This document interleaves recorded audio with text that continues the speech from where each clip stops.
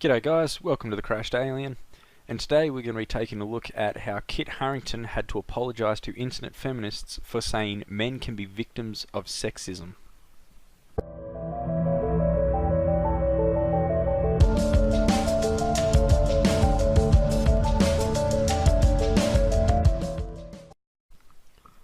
Game of Thrones star forced to apologise for saying men can be victims of sexism.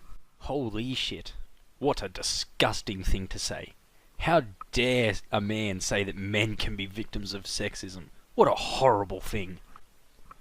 Game of Thrones star Kit Harington says he's sorry for believing that men can be victims of sexism and objectification just like women can. Don't apologise, Kit. You haven't done anything wrong. You only apologise to people when you've done something wrong. You haven't done anything wrong. Don't apologise to these people. Harington, who plays Jon Snow, told a newspaper back in May that he often feels objectified by women who watch the show just to see snaps of Harington's assets, and that while he understands he was hired largely for his rugged good looks and perfect six-pack abs, but that's just a head of hair and a set of looks.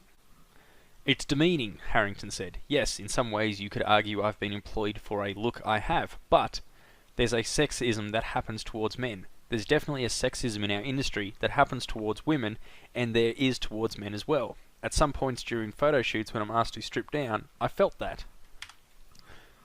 Harington isn't wrong. The season finale of Game of Thrones, for instance, featured a certain scene showcasing Jon Snow's naked body, and while it was not much more than a throwaway moment, women's magazines panned hundreds of essays analysing whether Harington had used a body double.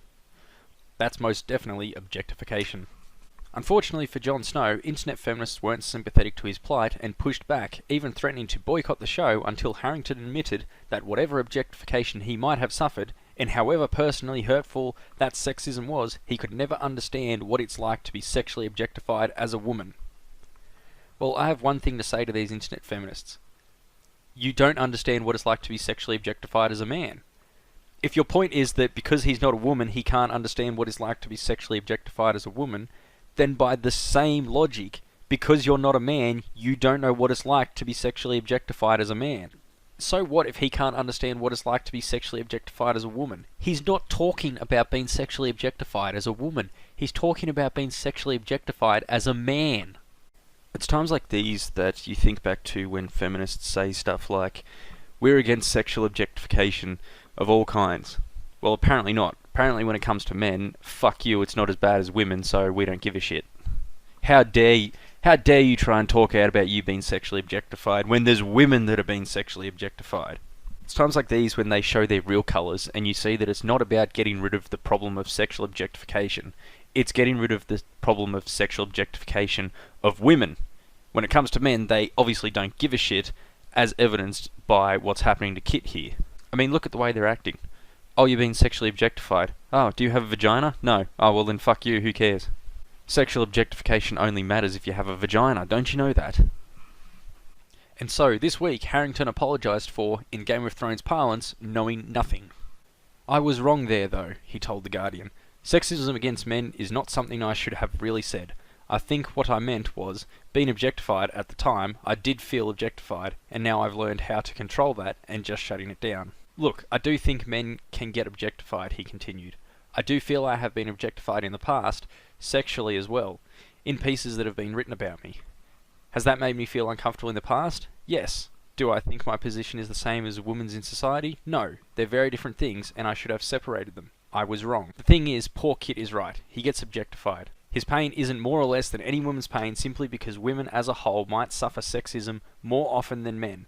If feminism is truly about creating a world where looks don't dictate success and no one should be reduced to the bare fact of their gender, it's definitely not fair to delegitimize someone's pain rather than, say, turn it into a learning experience. What Harington will learn is, of course, never say anything internet feminists will disagree with. And they're right, his pain isn't any more or less simply because he's not a woman. If feminists claim that they're against sexual objectification, then they're against sexual objectification of anybody, not just women. And you can't focus on just women because you feel that women are being sexually objectified more than men. If you're against sexual objectification, you're against it on all fronts. You don't get to pick and choose, or that just undermines your credibility and the point that you're trying to make. Now, unfortunately for Harington, he works in Hollywood, and we all know that Hollywood is extremely progressive and far to the left.